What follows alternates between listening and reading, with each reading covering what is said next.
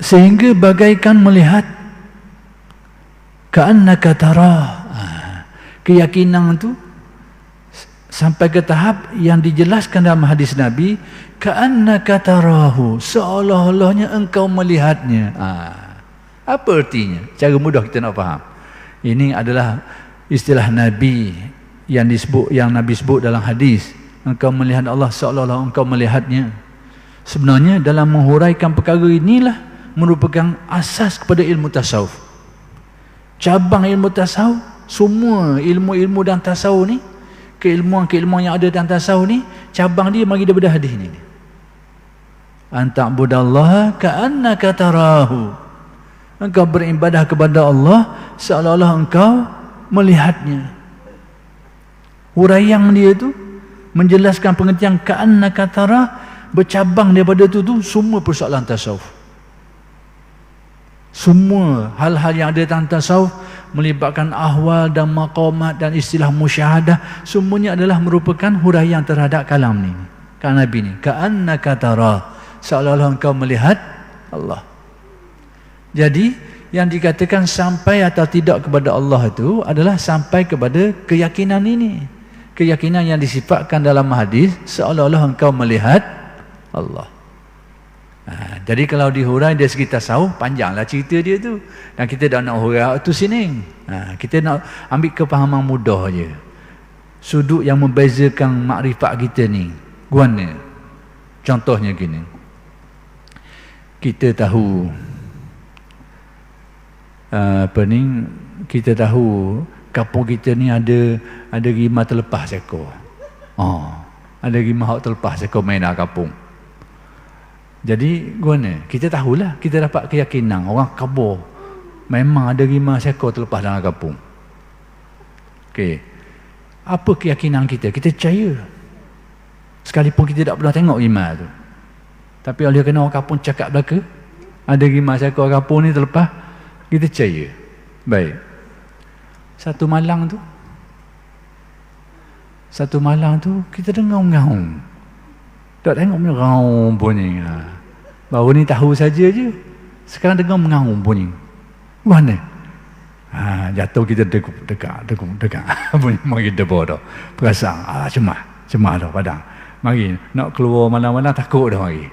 Takut dah. Dengar mengaum tu. Dah berubah perasaan kita. Sebelum ni kita tahu, yakin, tak ragu.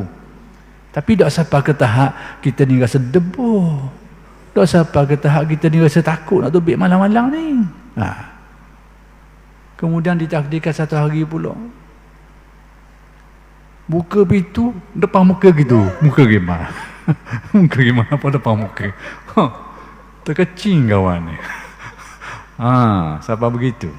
Ataupun jatuh pesang. Tengok tamu ke, bong, ubah satu di situ le. Baik, sekarang. Itu tamsilan mudah. Bila Nabi sebut, ka'annaka tarah, seolah-olah engkau melihatnya.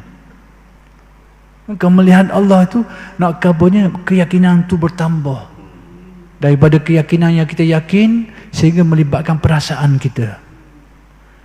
Bahkan perasaan kita menjadi semakin kuat, sampai ke tahap mungkin kita hilang. Macam tadilah naik muka rimau depan tu pesang, tak sedar. Dia tak sedar ke diri. Jadi yang bahagiannya kok sampai tahap perasaan ketakutan tu, takut dah lo kena oleh siapa menggeletar pun ada. Hak ni sampai pesang terus ni, tak sedar ke diri. Istilah tu ulama tasawuf panggil fana dan macam-macam lagi. Itu istilah li tasawuf. Perasaan-perasaan tadi tu baik. Bila perasaan kita yakin rimau ni ada, lepas tu dengar suara, mari takut. Bila kita takut, kita berhati-hati. Itu panggil maqamat dan ahwal istilah. Mari perasaan takut, lepas tu berjaga-jaga, nak keluar mudah-mudah malam-malam. Itu hal-hal yang timbul. Ini nak memahamkan kita apa yang dimaksudkan sampai kepada Allah tu, sampai kepada apa yang disebut makrifat yang disebut dalam hadis Nabi, ka'annaka tara, seolah-olah engkau melihatnya. Yang ini keyakinan tu bertambah. Dan peningkatan keyakinan itu, dia akan membuahkan bermacam-macam perasaan dalam diri kita. Membuahkan berbagai-bagai keadaan dalam diri kita ni. Itu yang dimaksudkan. Jadi, kesimpulan mudahnya, bahawa mengenal Allah ni sampai kepada Allah yang disebut dalam kitab-kitab tasawuf ni, iaitu bukan sampai situ sini.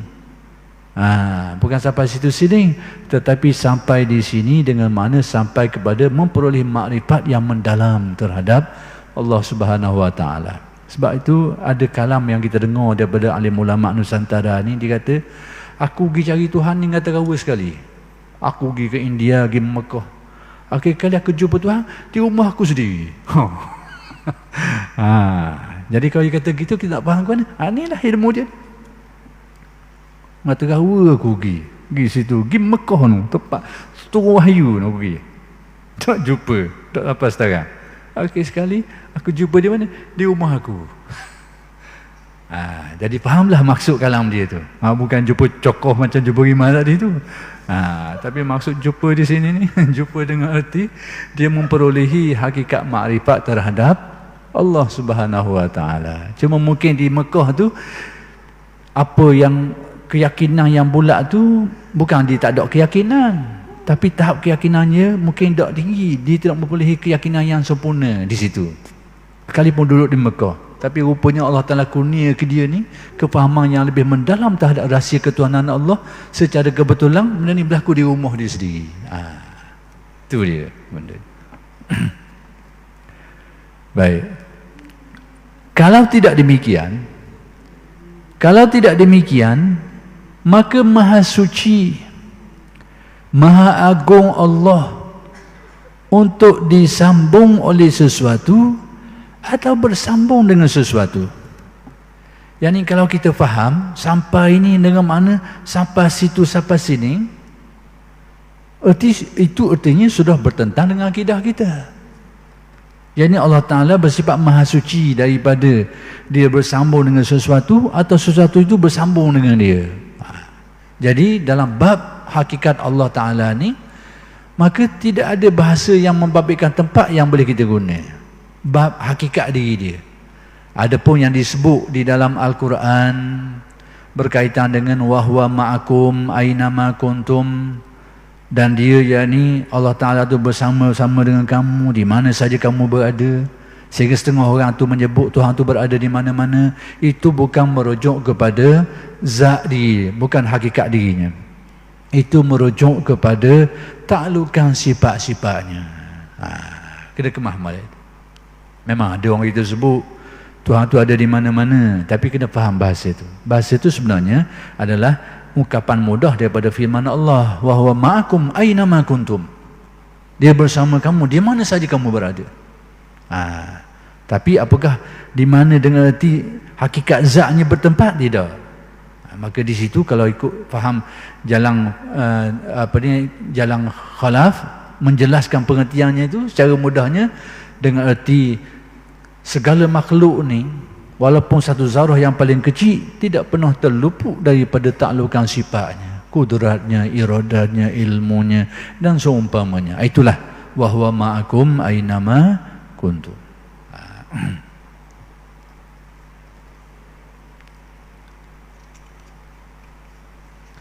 Sebab itu kita akan dengar kata-kata ahli tasawuf, saya nak sebut je sini, yang menggunakan perkataan-perkataan yang membawa makna adanya tempat bagi Allah Ta'ala ni. Dia guna bahasa dia guna bahasa. Kita dengar, bagi orang yang baca kitab-kitab tasawuf belajar, kadang-kadang dia akan dengar perkataan ni. Saya nak beri contoh yang mana perkataan-perkataan ini sebenarnya diguna pakai untuk menjelaskan bahawa Allah Ta'ala tu dari zahir ayat tu menggambarkan macamlah ada kaitan tempat dengan Allah Ta'ala, tapi tidak bermaksud tempat.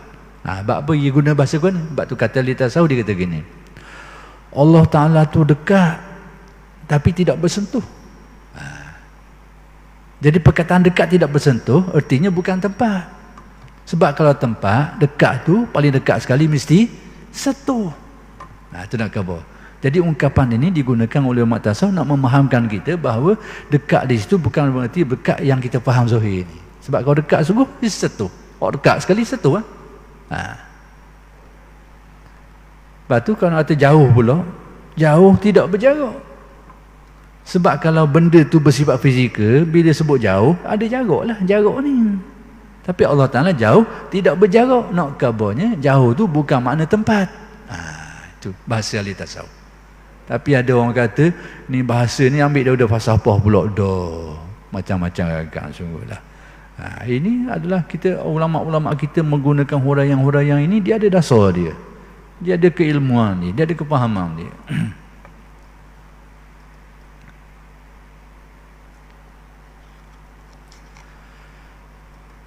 Baik, kerana soal sedang mulai siapa sih kena ni dah.